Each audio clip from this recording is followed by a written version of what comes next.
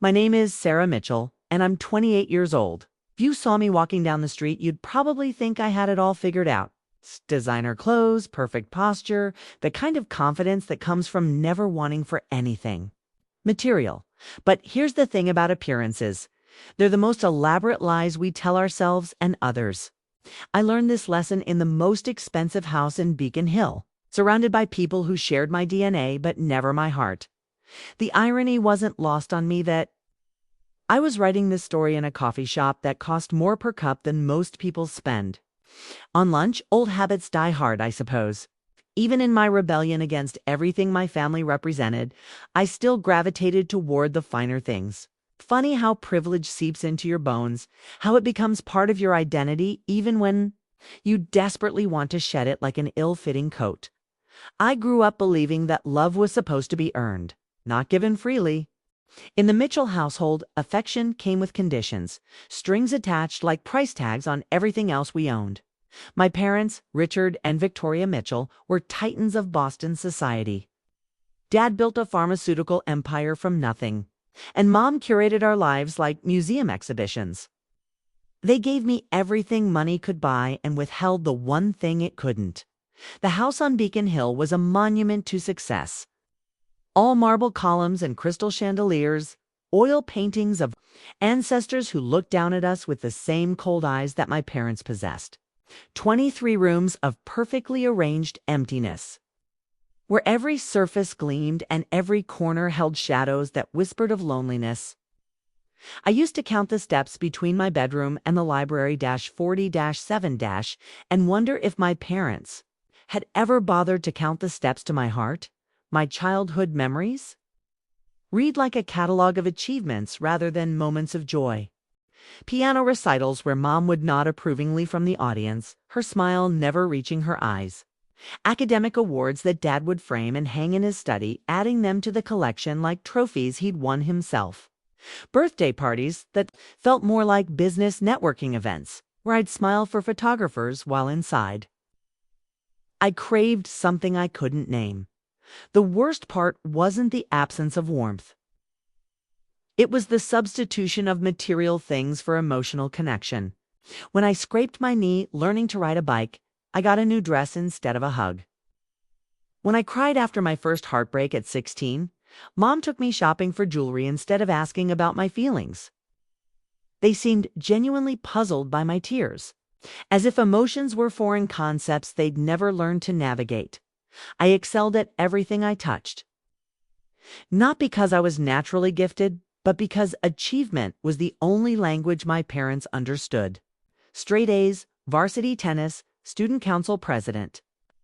Early admission to Harvard. I collected accomplishments like other kids collected stickers, hoping that maybe, just maybe, one day they would look at me and see someone worth loving unconditionally.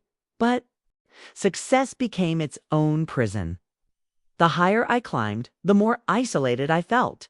I watched my classmates complain about their overprotective parents or embarrassing families, and I envied them with an intensity that scared me.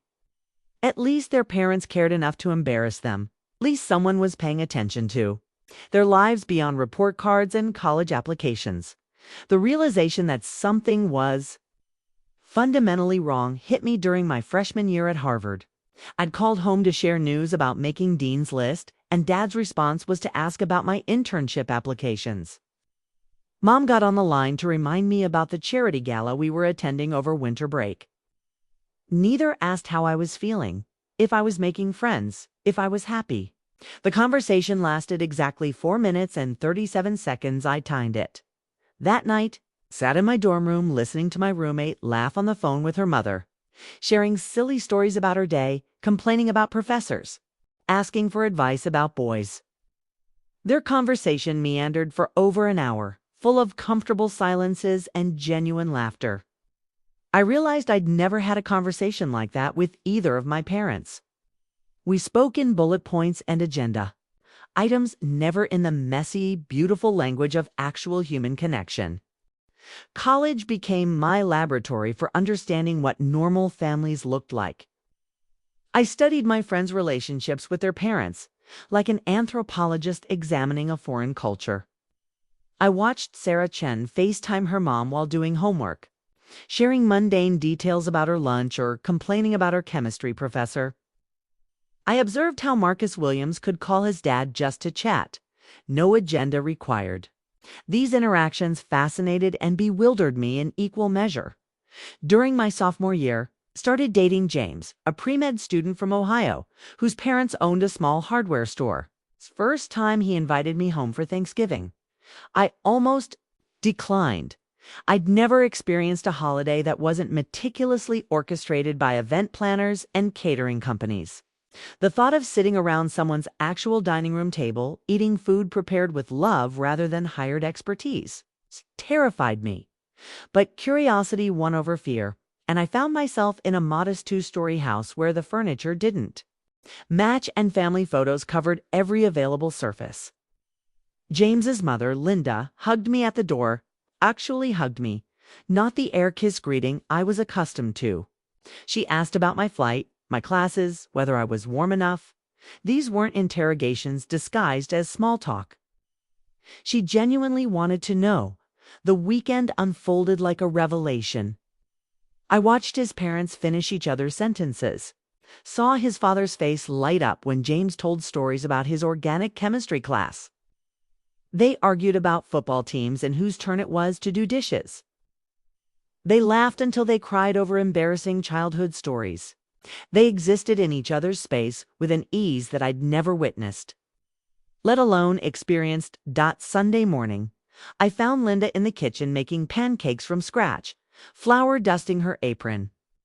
She looked up when I entered and smiled, the kind of smile that reaches every corner of your face. "Sleep well, honey?" she asked, and the casual endearment made my chest tight with longing. In my house, pet names were reserved for the dogs and, even then, they were selected by a professional trainer. I offered to help, expecting to be politely declined as I always was at home. Instead, Linda handed me a whisk and started teaching me how to make pancakes. Not gourmet crepes prepared by our chef, but simple, imperfect pancakes made with measuring cups and love.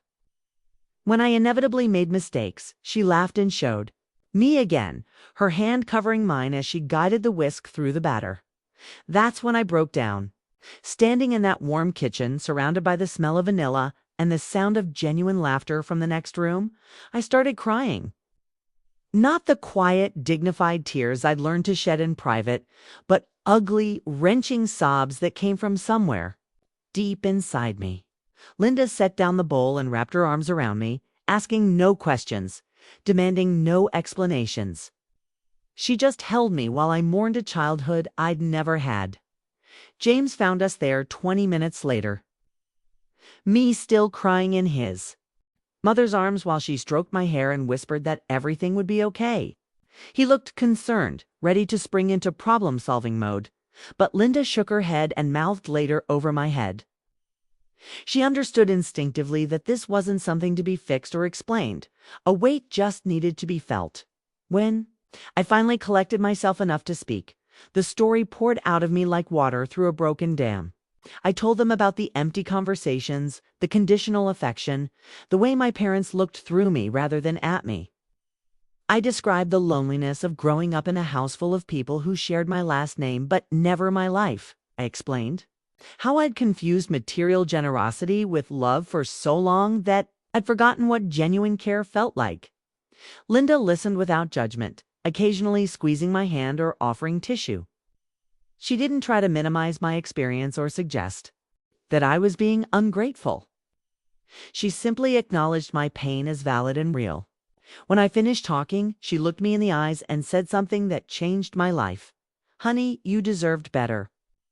Every child deserves to be loved for who they are, not what they achieve." Those words hit me like a physical blow.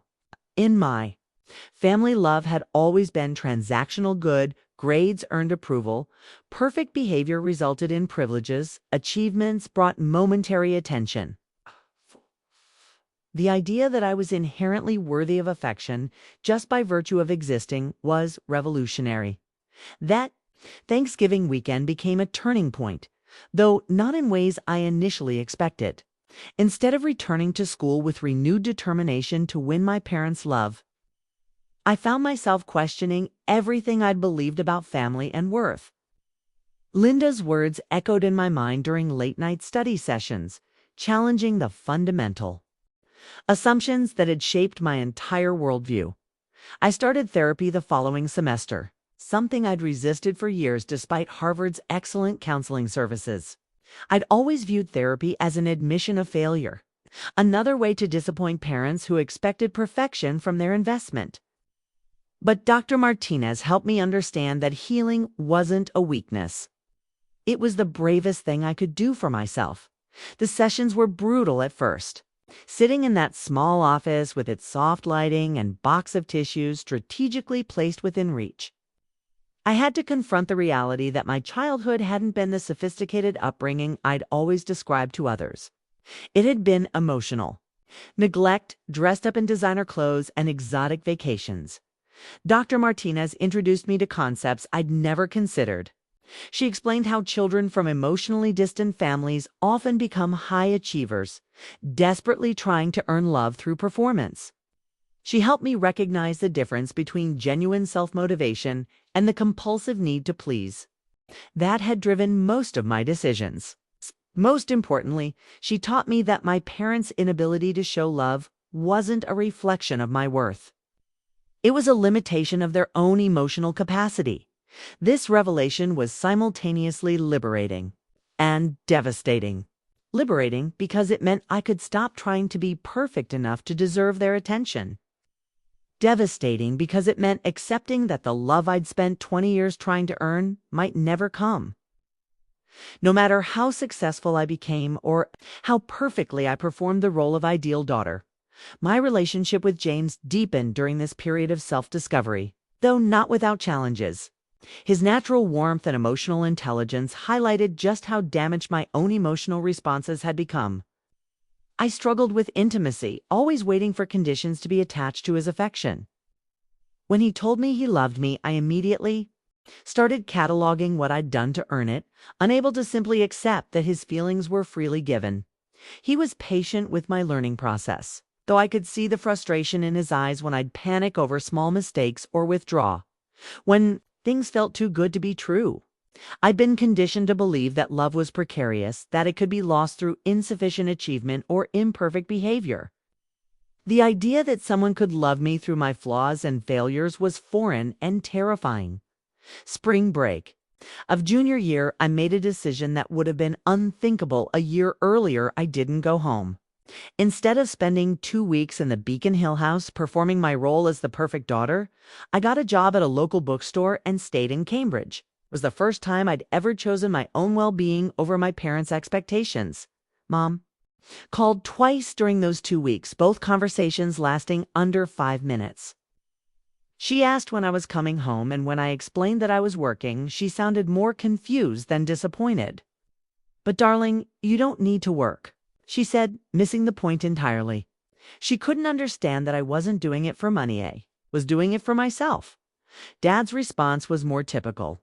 He had his assistant send me an email asking about my summer internship plans and whether I needed him to make any calls on my behalf. No questions about why I'd chosen to stay away. No curiosity about my emotional state. Just the assumption that everything in my life should be optimized for professional advancement. Working at the bookstore was revelatory in ways I hadn't anticipated. My coworkers were a mix of graduate students, local artists, and people who chose books over bigger paychecks. They talked about passion and purpose, about finding meaning in small moments and genuine connections. They taught me that success could be measured in more than just monetary terms or social status. I found myself genuinely happy for the first time in years, not the performance of happiness I'd perfected for family events, but actual joy in simple things, recommending books to customers, discussing literature with colleagues. Discovering authors whose words spoke to experiences I'd never been able to articulate was learning who I was when I wasn't trying to be who others expected me to be.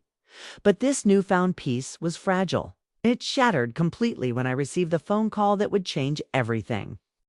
The call came on a Tuesday evening in April, just as I was closing the bookstore. I almost didn't answer when I saw Mom's name on the caller. Our conversations had become even more stilted since. I'd started therapy and begun setting boundaries. But something made me pick up.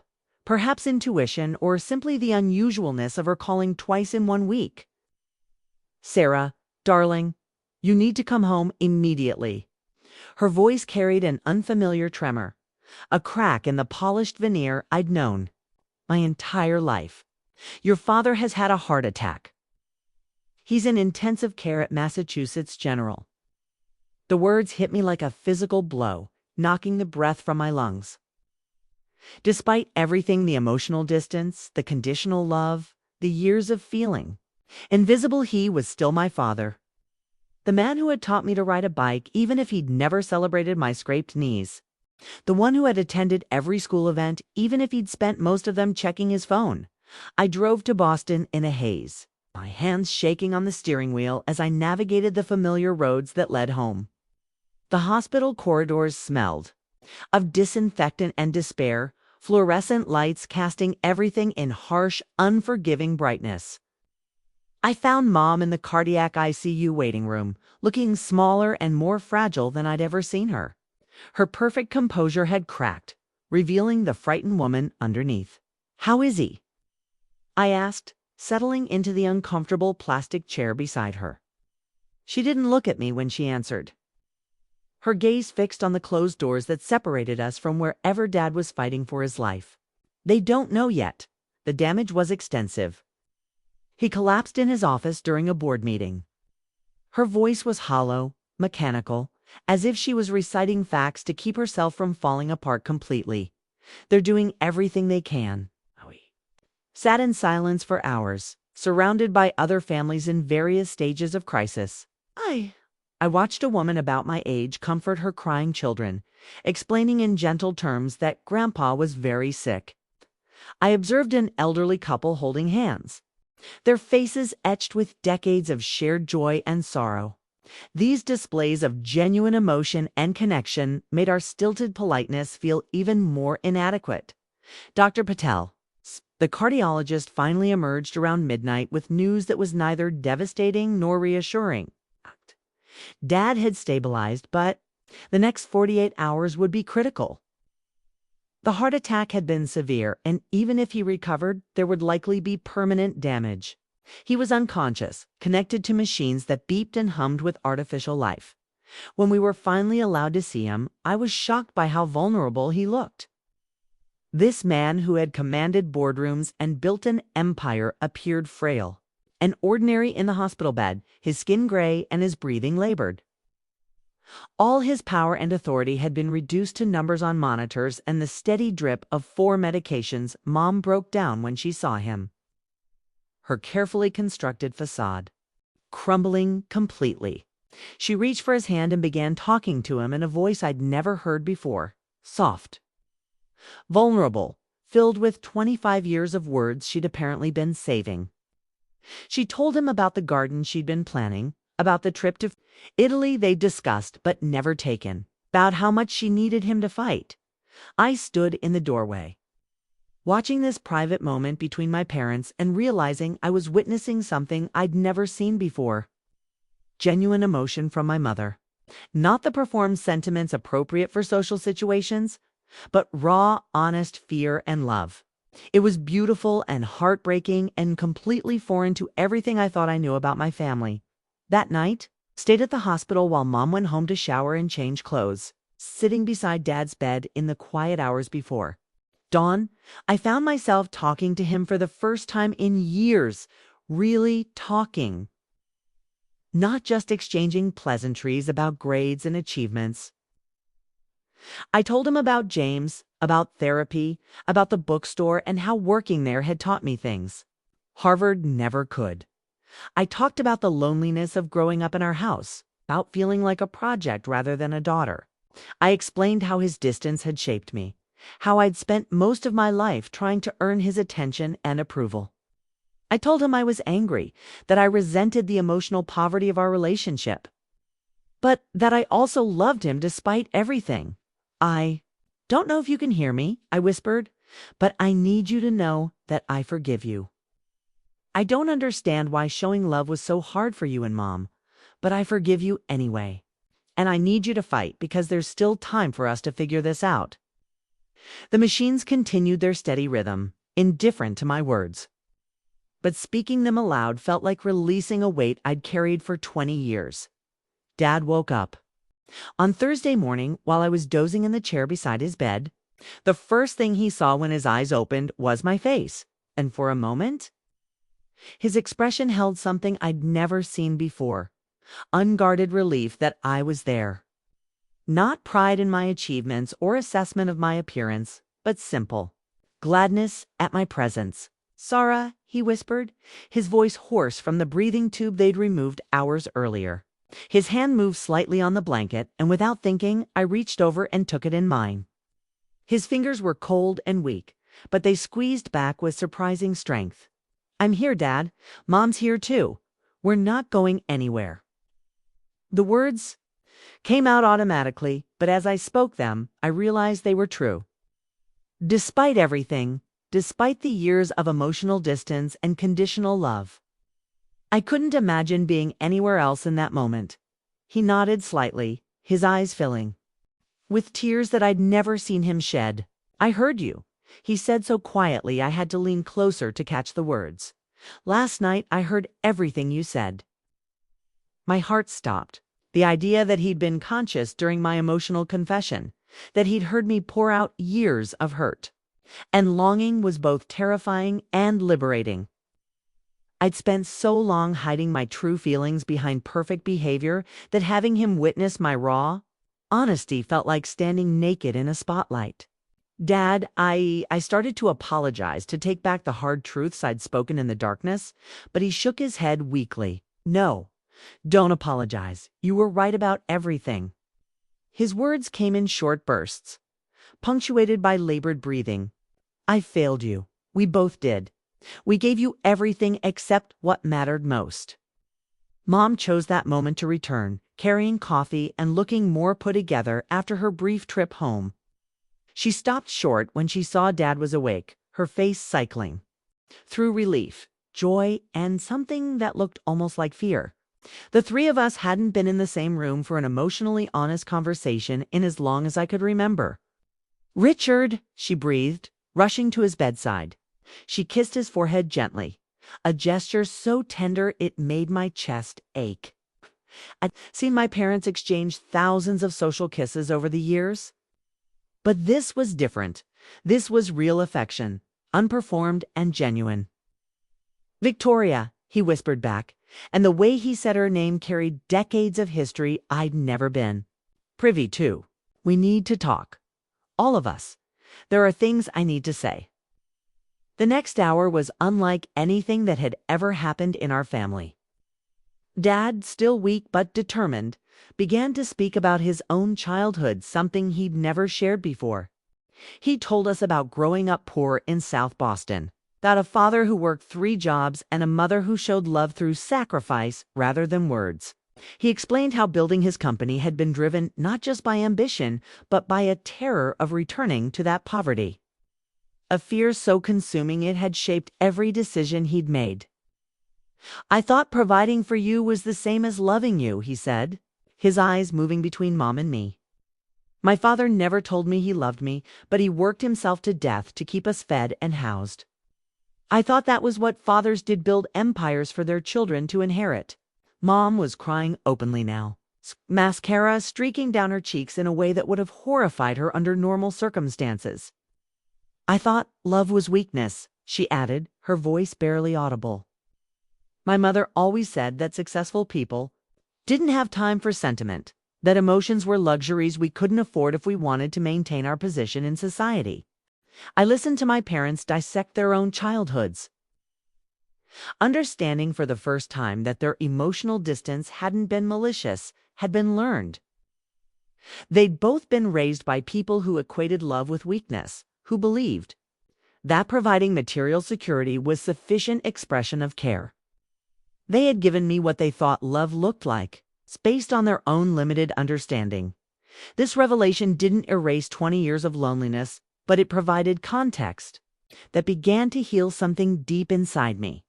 They hadn't withheld love out of cruelty or indifference, they simply hadn't known how to give it. They were as emotionally starved as I was, just better at hiding it behind wealth and social position. I want to do better, Dad continued, his voice growing stronger with each word.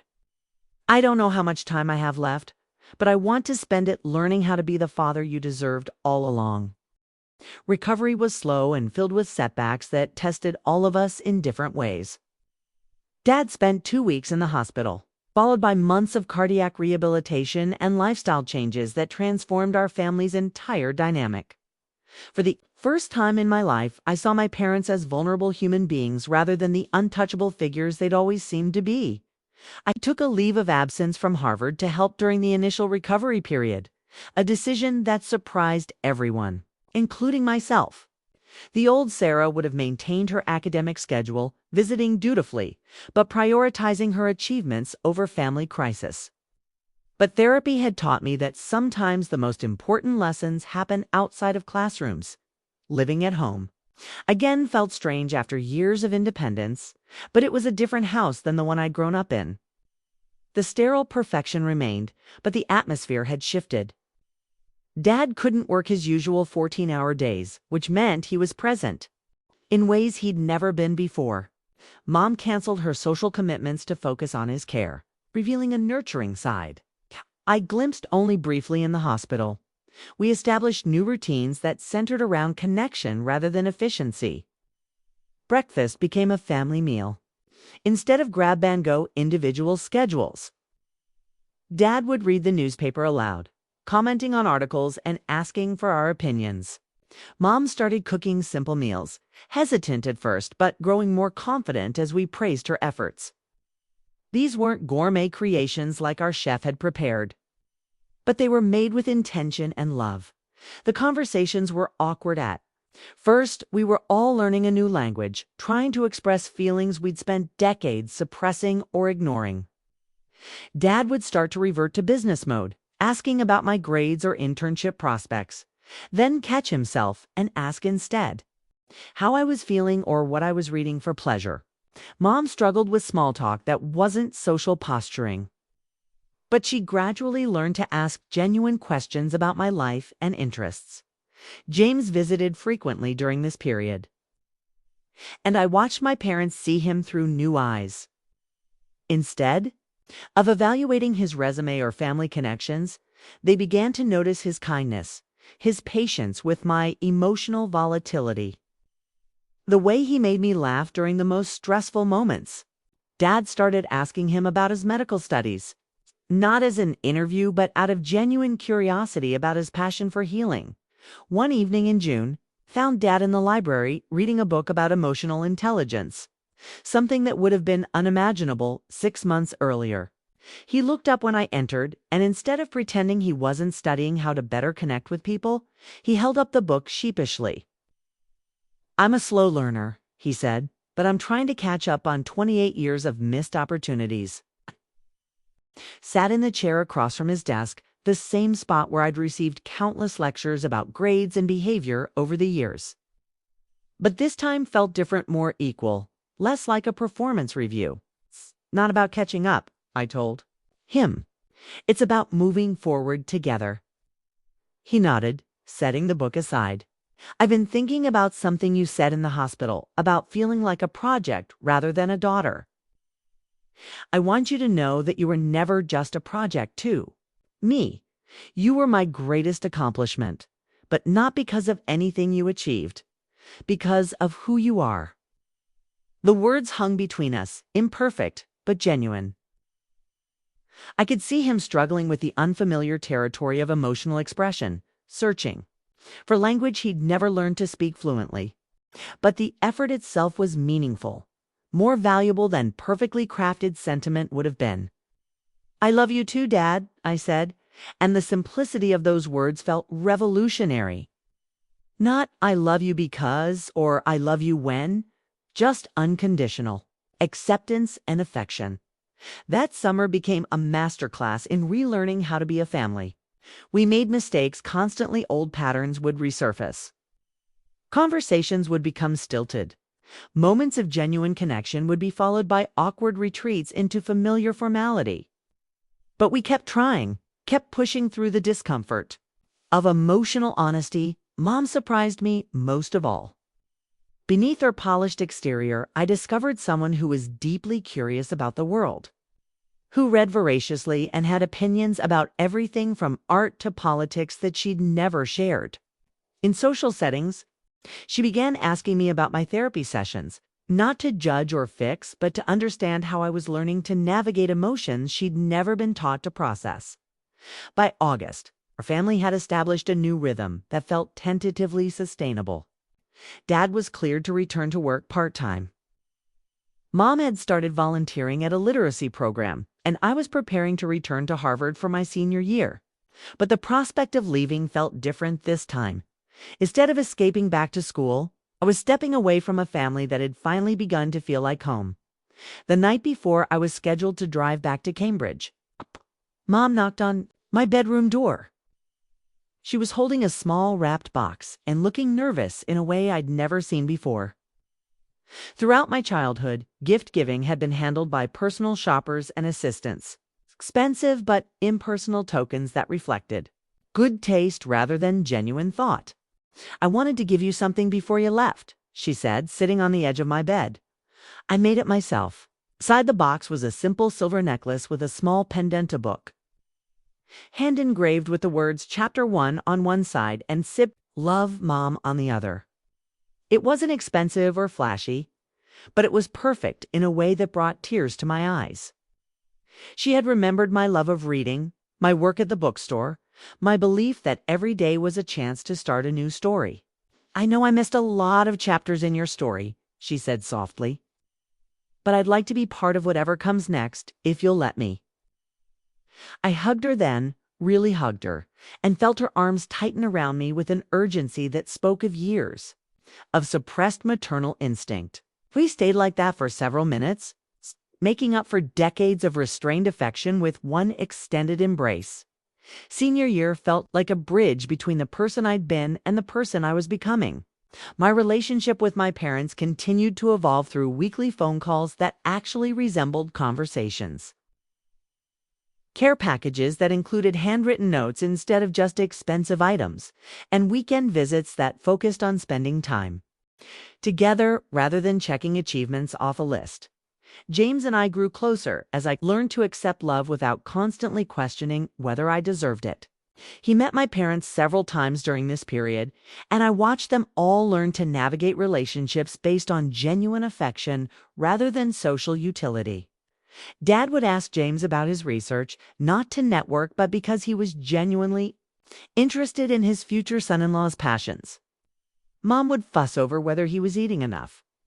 Maternal instincts emerging that she'd kept carefully suppressed during my own childhood. The changes weren't dramatic or sudden, healing rarely is, but they were consistent and meaningful. Small shifts that accumulated into a completely different family dynamic. We learned to apologize when we hurt each other, to express appreciation for everyday kindnesses, to ask for help when we needed it instead of maintaining facades of perfect competence. My college friends noticed the difference. Instead of dreading holidays and family obligations, I found myself looking forward to going home. My conversations about my parents shifted from resigned tolerance to genuine affection. I stopped apologizing for their wealth and started sharing stories about their quirks and attempts to learn emotional intelligence in their 60s. Dr. Martinez helped me process these changes, ensuring that I didn't lose myself in the joy of finally having the family I'd always wanted. She reminded me that forgiveness didn't mean forgetting, that setting healthy boundaries was still important even with improved relationships.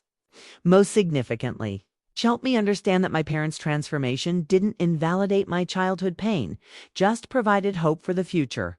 Spring semester brought conversations about post-graduation plans that felt genuinely collaborative.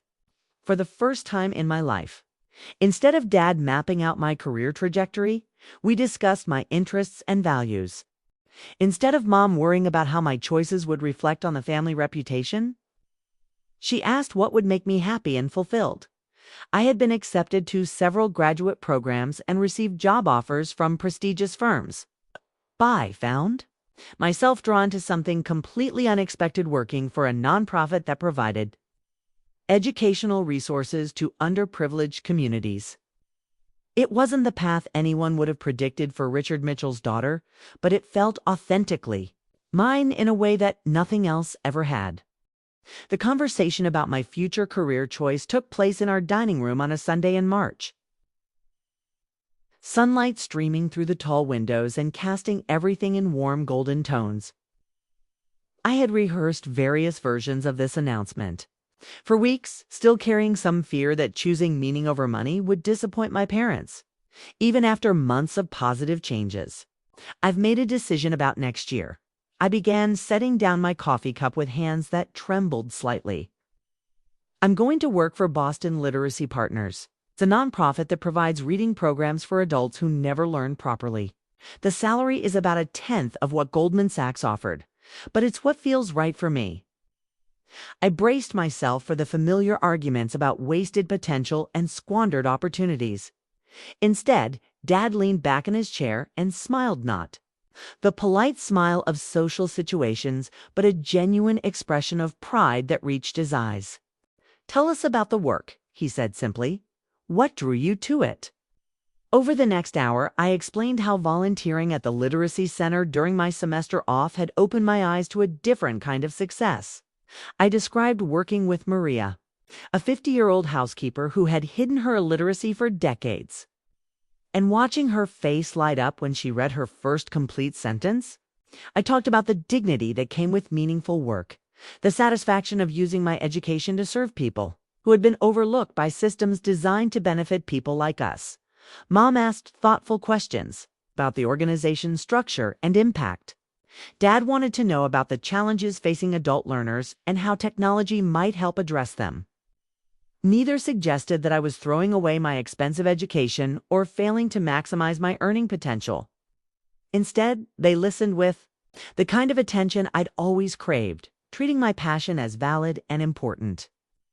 "Your grandfather would have been proud," Dad said eventually, his voice thick with emotion. He believed that education was the great equalizer, that everyone deserved a chance to improve their circumstances. I got so focused on building wealth that I forgot why that wealth mattered in the first place. The support felt surreal after 28 years of conditional approval. But I was learning to accept genuine acceptance rather than constantly questioning its authenticity. My parents had become people I actually enjoyed spending time with. Individuals whose company I sought out rather than obligations I endured. Graduation day arrived with all the pomp and ceremony Harvard was famous for. But the most meaningful moment happened in the parking lot afterward, when my parents approached me carrying a simple bouquet of daisies, my favorite flower, something they'd learned about me only recently. No professional photographer captured this moment. No society reporter recorded the scene for the papers. It was just the three of us, celebrating not just my academic achievement, but the family we'd managed to build together. James proposed that weekend in the Boston Public Garden, surrounded by blooming tulips and the kind of natural beauty that couldn't be bought or arranged by event planners. He asked not just for my hand, but for my parents' blessing, a conversation that apparently involved Dad getting emotional and Mom crying happy tears. When they told me about this later, I marveled at how different our family had become. People who could express joy openly, who could be vulnerable with each other without shame.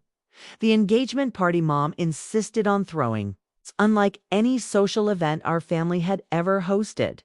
Instead of impressing business contacts and social climbers, we invited people who actually mattered to James's family, my college friends, colleagues from the Literacy Center, even Dr. Martinez and her husband. The conversations were genuine, the laughter was real, and for the first time in my life, I felt proud to introduce people to my parents, not because of their wealth, or status, but because of who they were as human beings. Planning the wedding became an opportunity to further practice our new family dynamics. Instead of Mom taking over with her vision of social perfection, we collaborated on creating something that reflected James and my values.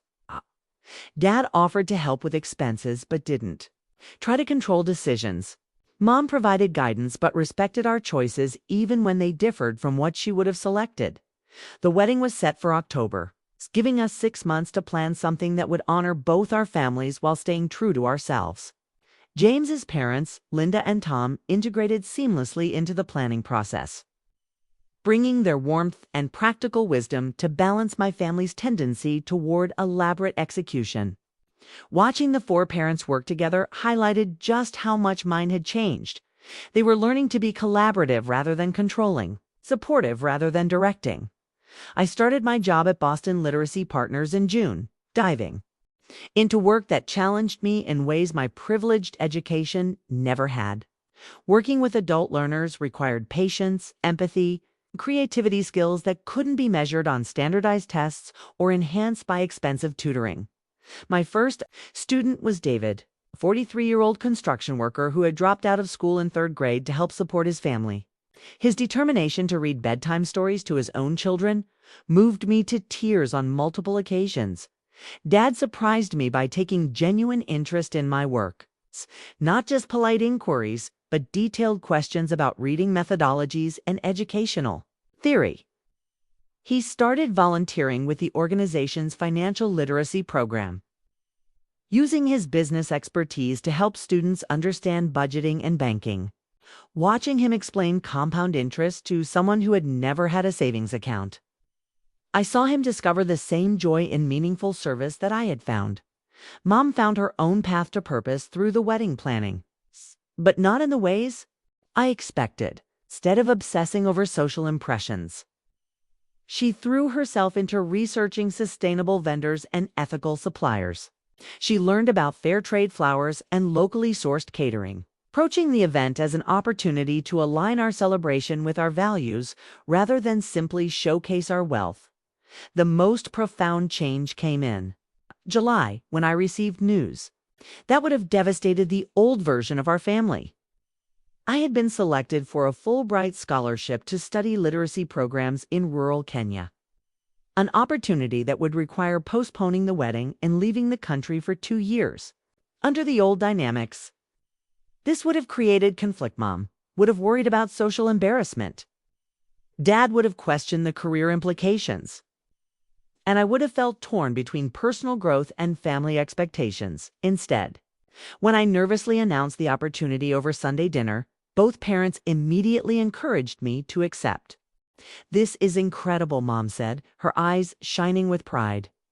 "Think of all the people you'll be able to help, all the programs you'll be able to improve."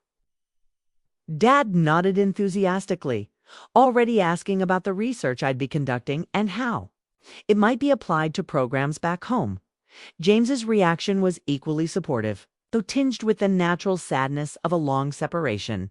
"We'll figure out the logistics," he said firmly. "This is too important for you to pass up." His confidence in our relationship, his belief that love could survive distance and delay, reflected the security that comes from genuine partnership. Rather than desperate attachment, the decision to accept the Fulbright felt like the culmination of everything I'd learned about following my authentic path rather than meeting external expectations. It represented trust in my family's newfound emotional stability, faith in James's commitment, and confidence in my own worth beyond achievements and accolades. The months between accepting the Fulbright and departing for Kenya passed in a blur of preparation, training, and deeper conversations with my family than we'd ever attempted before. We spent hours discussing my research goals, my concerns about living in a completely different culture, and the impact this experience might have on my future work. These weren't the superficial check-ins of my childhood, but substantive exchanges between adults who genuinely cared about each other's growth and happiness. Mom surprised everyone by announcing that she wanted to learn Swahili so she could better understand my letters from Africa. Dad began researching microfinance programs that might complement my literacy work. James started planning a visit for the following Christmas, turning our separation into an adventure rather than an obstacle. The support felt overwhelming in the best possible way. I had spent so long craving this kind of family investment in my life that receiving it felt almost surreal. The wedding was postponed, but not canceled, transformed instead into an engagement celebration that honored our commitment while acknowledging the practical reality of our situation. The party was held in September, featuring the same careful planning and genuine joy we had envisioned for the larger ceremony. James's parents flew in from Ohio, and watching all four parents work together to create something beautiful felt like witnessing a masterpiece of human connection. During the toasts, Dad stood up and delivered words that would have been impossible from him 2 years earlier. I used to measure success by acquisition, how much wealth we could accumulate, how much status we could achieve, how much control we could maintain over outcomes, he said, his voice steady but emotional. But watching Sarah choose purpose over profit, watching her prioritize service over security, taught me that the greatest achievements can't be measured in financial statements or social rankings. He paused, looking directly at me with eyes that held no conditions or expectations, only love. I'm proud of the woman you've become, not because of what you've accomplished, but because of who you are.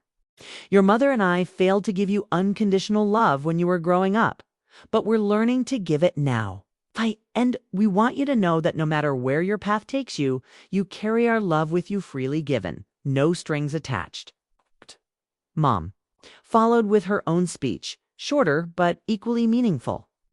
I spent most of my life believing that emotions were weakness, that love was something to be earned rather than freely given.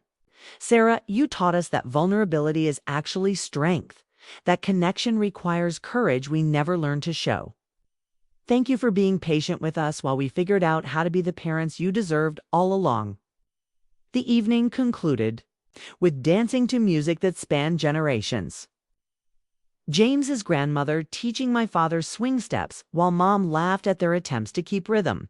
I watched these people who had come from such different backgrounds find common ground in their affection for James and me. And I felt a completeness I'd never experienced before. My departure for Kenya in November was emotional but not devastating.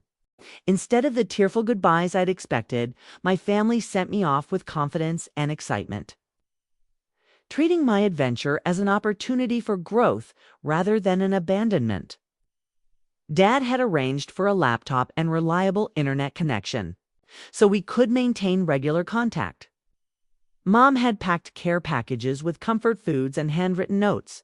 James drove me to the airport wearing a t-shirt that read, "My fiancé is changing the world" in both English and Swahili. The flight to Nairobi gave me hours to reflect on the transformation our family had undergone. The heart attack that had initially felt like a crisis had actually been a gift, forcing us to confront the emotional poverty that had characterized our relationships for decades. We had learned to love each other not despite our flaws, but including them, accepting that perfect families don't exist, but genuine ones are possible with enough effort and forgiveness. Kenya challenged me in ways I hadn't anticipated, stripping away the comfortable assumptions I'd made about education, poverty, and the role of literacy in social change. Working in rural schools with limited resources but unlimited determination, I discovered that my American education had prepared me with knowledge, but not necessarily with wisdom. My students taught me as much as I taught them, showing me resilience and joy that had nothing to do with material circumstances. The letters I exchanged with my family became a lifeline that sustained me through the difficult moments of cultural adjustment and professional challenge. Mom's emails were filled with questions about daily life, curiosity about the people I was meeting, and updates about her own volunteer work that had expanded beyond literacy into environmental causes. Dad wrote about the business implications of various development strategies, but more importantly, he shared his own struggles with learning to be emotionally present, a process that continued even in his 60s. James's communications were love letters disguised as news updates, filled with medical school stories, wedding planning thoughts, and countdown calendars, marking the days until his Christmas visit. His faith in our relationship provided stability during moments when the distance felt overwhelming. When I questioned whether asking him to wait 2 years had been fair or realistic, the Fulbright research itself exceeded my expectations, revealing innovative teaching methods that could be adapted for adult learners back home. I worked with teachers who had created reading programs using local materials and cultural references, making literacy relevant to students' actual lives rather than imposing foreign concepts and content. These approaches challenged my assumptions about effective education and inspired ideas for improving programs in Boston. But perhaps the most significant learning came from observing family structures in my host community. I lived with the Nanho family, whose multi-generational household functioned with an emotional intimacy I'd never witnessed before. Children, parents, and grandparents moved through their days with natural affection, supporting each other through challenges and celebrating victories together. Watching them helped me understand what I'd been missing during my own childhood and appreciate how far my family had come in learning to express love openly. James's visit in December was everything we'd hoped it would be and more. He integrated seamlessly into my life in Kenya, charming my host family and throwing himself into the literacy work with enthusiasm that reminded me why I'd fallen in love with him. We spent Christmas morning reading to children in the local school, followed by a feast with the Niono family that included traditional foods and lots of laughter. Despite language barriers, on New Year's Eve, as we watched the sunrise over the Rift Valley, James proposed again, not because the first proposal hadn't counted, but because he wanted to mark this moment when we'd proven that our love could survive separation and grow stronger through individual challenges. The ring was different this time, a simple band he'd had made by a local artisan, engraved with coordinates marking both Boston and Nairobi. "I want to marry you wherever you are," he said, "whenever you're ready, whether that's here or home or somewhere we haven't even thought of yet. What matters isn't the location or timing, it's that we choose each other every day, no matter what." The second proposal felt more meaningful than the first, rooted not in romantic fantasy but in proven commitment and mature love. We decided to plan a small ceremony for the following December, after my Fulbright concluded, understanding now that the best celebrations honor authentic relationships rather than social expectations. The second year in Kenya deepened my understanding of both international development and my own capacity for adaptation. I expanded my research to include women's literacy programs, working with mothers who had been denied education as children but were determined to learn alongside their own kids. Their stories of resilience and determination challenged every assumption I'd ever made about privilege and opportunity. One student, Grace, became particularly important to my understanding of family love. A 35-year-old farmer with 6 children, she walked 4 miles to evening literacy classes after working in the fields all day.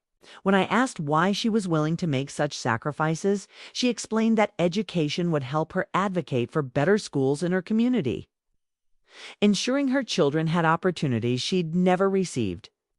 Love is not just feeling, Grace told me in her Improving English. Love is action, sacrifice for future, is making hard choice for benefit of others. Her words resonated deeply, helping me understand that my parents' transformation hadn't been just about expressing emotions. It had been about taking concrete actions to prioritize relationships over convenience. My weekly video calls with my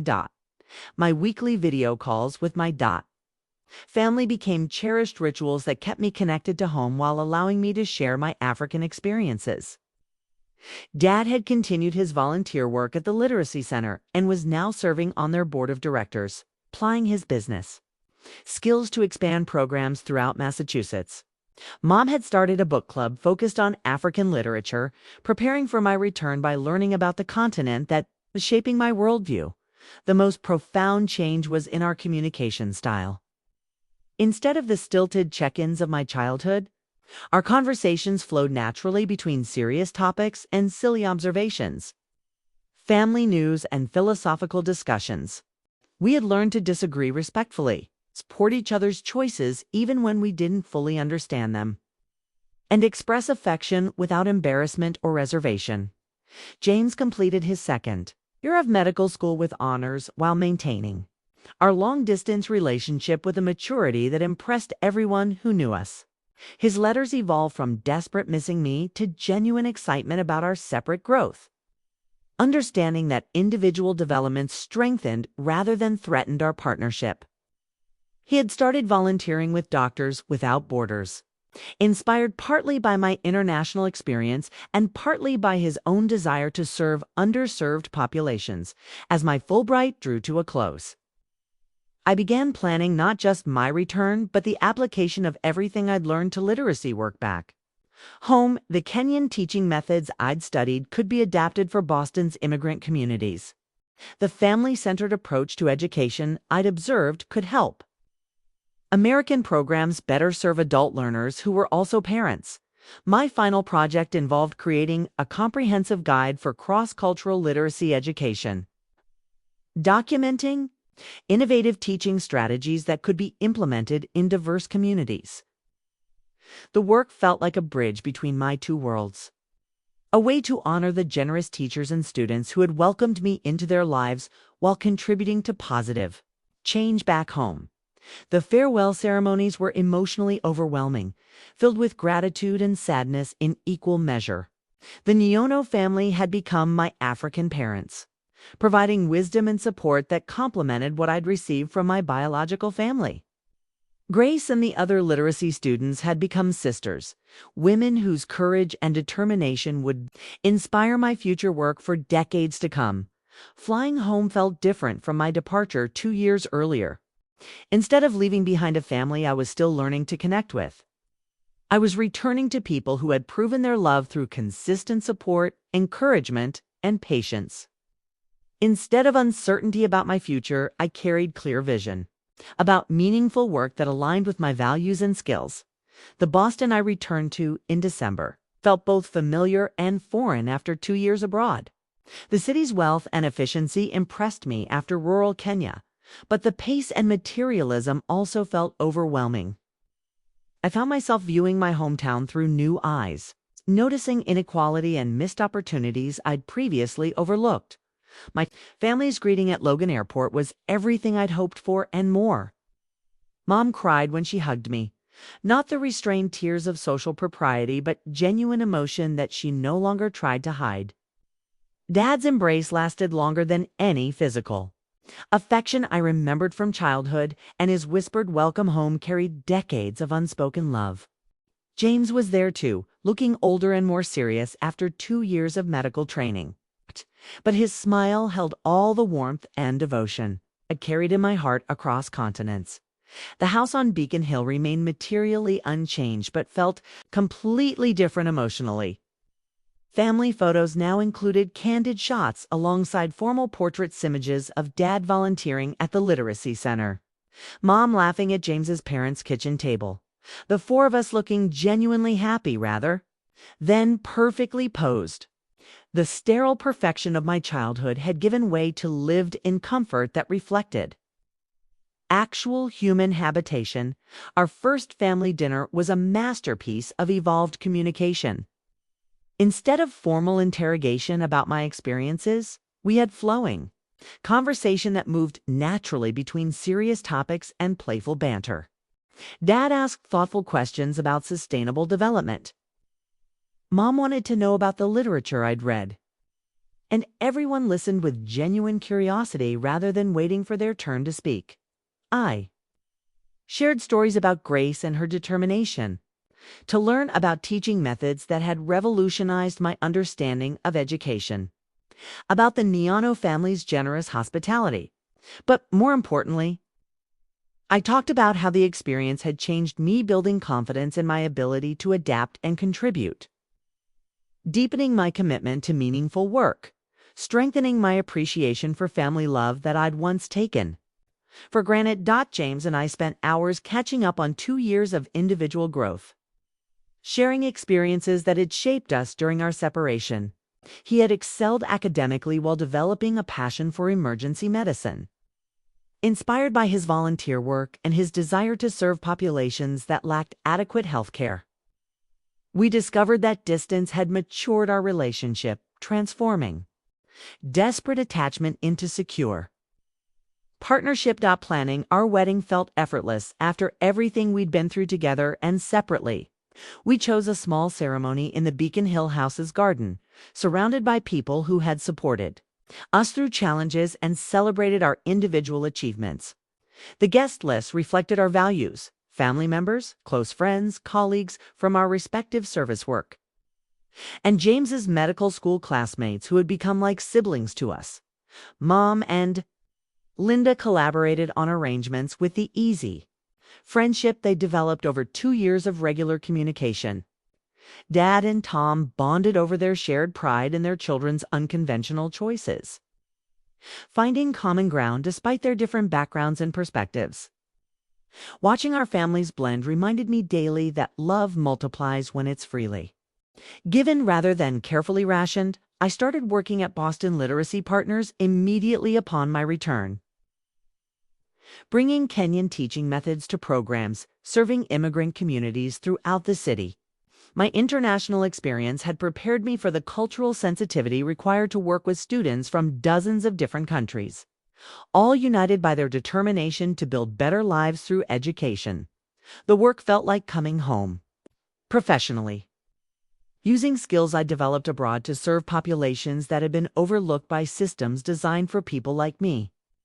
My first student was Maria, a woman from El Salvador, whose story reminded me of Gracia, mother willing to make enormous sacrifices to secure educational opportunities for herself and her children.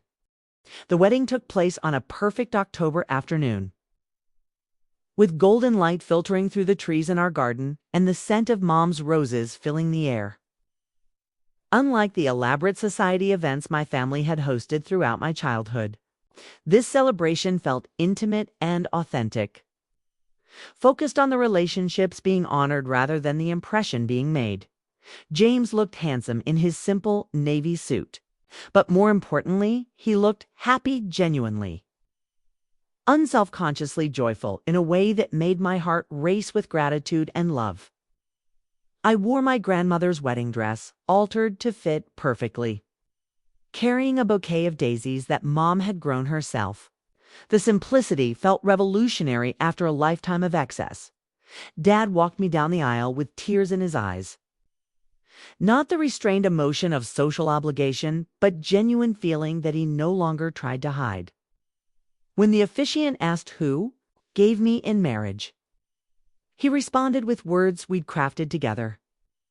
Her mother and I don't give her away. We celebrate her choice and welcome James into our family with joy.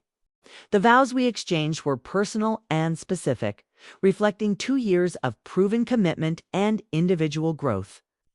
Instead of generic promises about sickness and health, we talked about supporting each other's service to others, maintaining individual identities within partnership, and continuing to choose love even when it required sacrifice or compromise.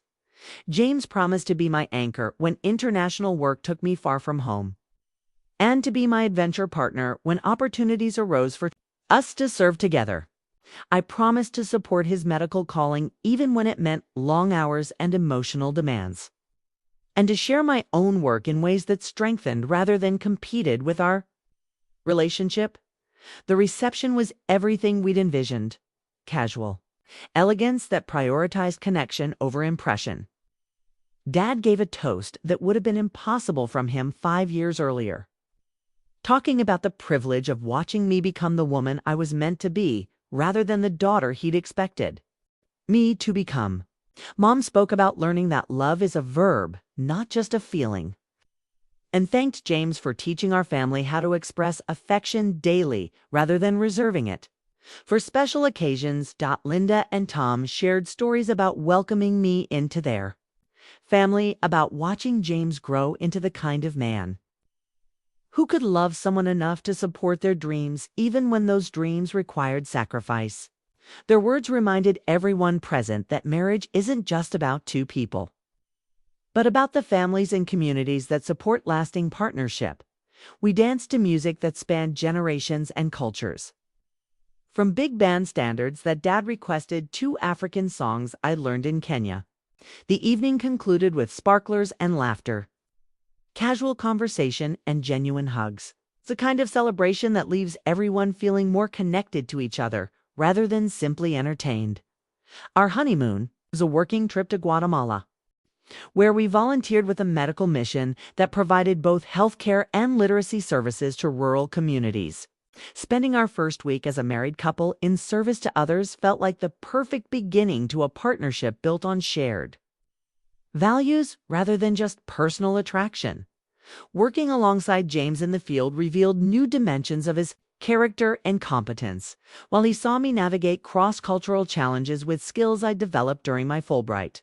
We complemented each other professionally as well as personally, understanding that our individual strengths could be multiplied through collaboration and mutual support. Returning to Boston as newlyweds, we settled into an apartment near both the hospital where James was completing residency and the literacy center, where I was expanding programs. Our home was modest by Mitchell family standards, but rich in the ways that actually mattered, filled with books and photos. Warm with frequent gatherings of friends and family, alive with conversation and laughter. The first year of marriage was a masterclass in partnership, as we learned to blend individual ambitions with shared goals while maintaining the family connections we'd worked so hard to build. James's residency in emergency medicine was demanding and unpredictable, requiring flexibility and understanding that tested our communication skills daily. My work expanding literacy programs for immigrant communities often involved evening and weekend commitments that challenged our ability to maintain couple time. But the foundation we built during our engagement, rooted in mutual respect, individual growth, and proven commitment, proved strong enough to handle these practical pressures. We developed rhythms that honored both our professional callings and our marriage, creating sacred spaces for connection even during the busiest periods. My parents continued their own evolution, becoming grandparent figures to James's nieces and nephews during family visits, learning to show affection spontaneously rather than waiting for appropriate occasions. Dad's work with financial literacy had expanded into mentoring young entrepreneurs from underserved communities, while Mom had become a passionate advocate for environmental causes that aligned with her newfound social consciousness. The most profound testament to our family's transformation came during James's medical emergency in the spring. He collapsed during a particularly stressful rotation, exhaustion and dehydration requiring several days of hospitalization. Instead of the formal, distant response my family might have shown years earlier, they rallied with a kind of immediate, practical support that demonstrated how much they'd learned about love as action. Mom spent the first night at the hospital with me, not because protocol required it, but because she couldn't bear the thought of me facing the crisis alone. Dad canceled business meetings to coordinate with James's parents, ensuring they had transportation and accommodations while managing communication with his medical school. Their response wasn't performative or obligatory, it was the natural expression of people who had learned to prioritize relationships over everything else. James recovered completely, but the experience reinforced our understanding that life's unpredictability required strong family bonds and mutual support systems. We'd proven that our marriage could handle professional pressures, geographic separation, and medical scares because it was built on authentic partnership rather than romantic fantasy. That summer, we made a decision that surprised everyone, including ourselves. We postponed James's fellowship plans and my program expansion to spend 6 months working together with an organization that provided medical and educational services to refugee communities.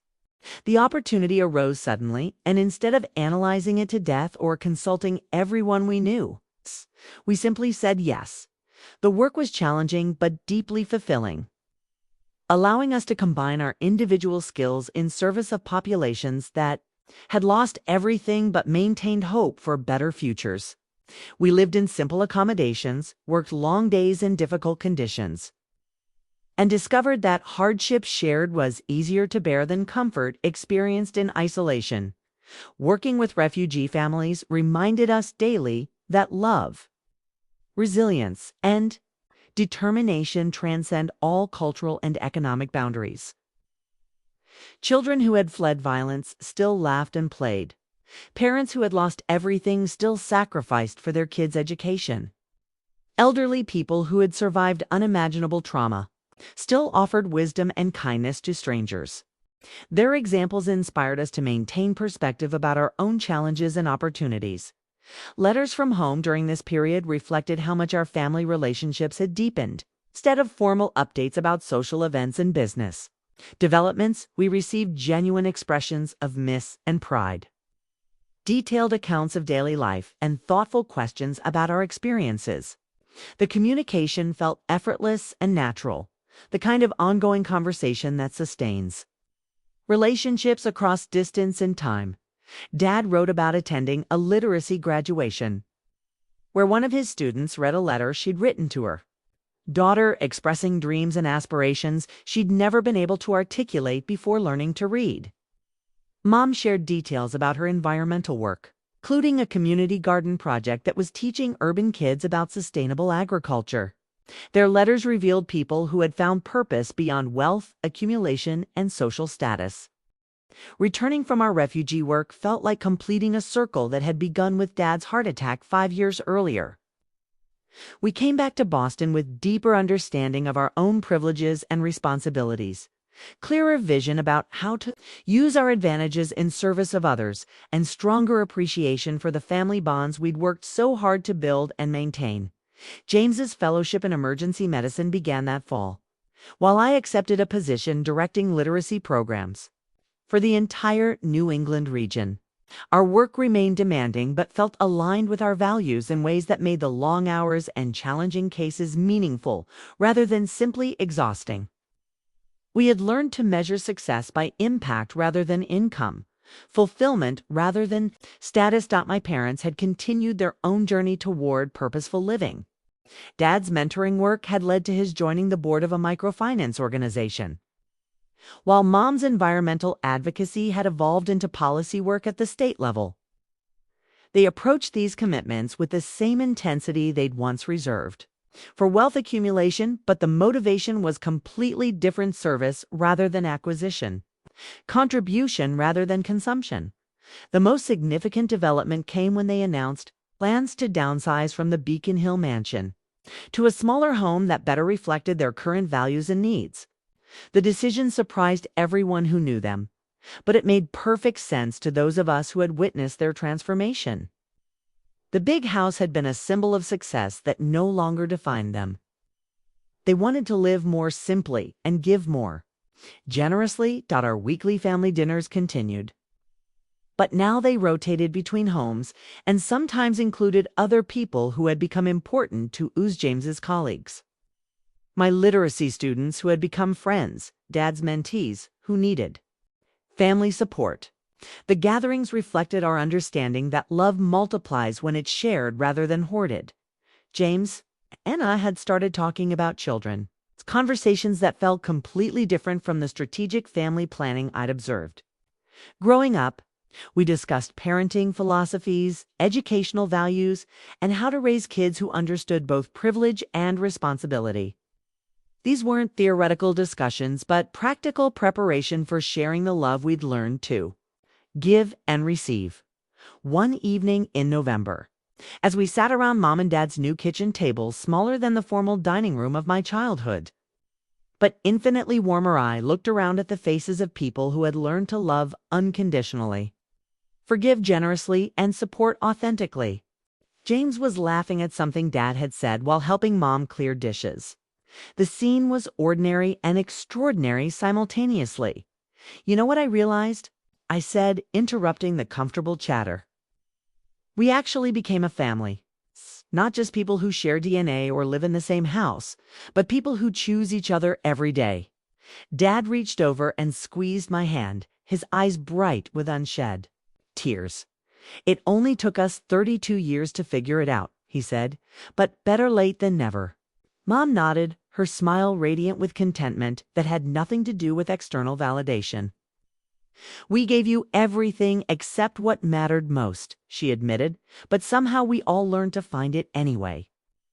Looking back now, I understand that. The title of my story was both accurate and incomplete. My family did give me everything except love initially. But they also gave me something equally valuable, the opportunity to discover what love actually looks like when people are willing to grow, change, and forgive. They gave me the chance to experience transformation, to witness hearts opening, to participate in the messy, beautiful process of learning to be human together. The love I'd always craved was there all along, buried under layers of fear, conditioning, and misunderstanding. It took a crisis to uncover it, therapy to process it, time to nurture it, and courage to trust it. But once we found it, we knew we'd discovered something worth every moment of struggle it had taken to reach. We had become living proof that it's never too late to learn how to love. Never too late to change patterns that no longer serve. Never too late to choose connection over perfection. My family gave me everything. It just took us a while to recognize that love was the most important gift of all.